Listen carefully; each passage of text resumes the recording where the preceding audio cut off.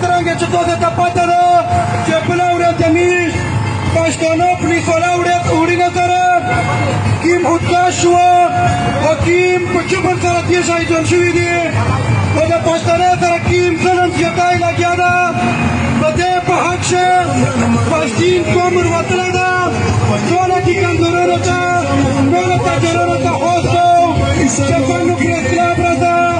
ټول ملګري خپل ته بیس نیم روش یې ځکه چې نن میشته ده په خپله دونه جنګونو کې په الله قسم چې بله ورځ په خپل دوکان چې دوکاندارانو وکړي داسې حالات روان دي عزتمنه داسې سیاسي احتجاج نه ده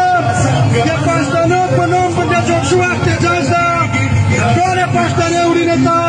شرکت بالله چې د بندو پر اختلاف راځه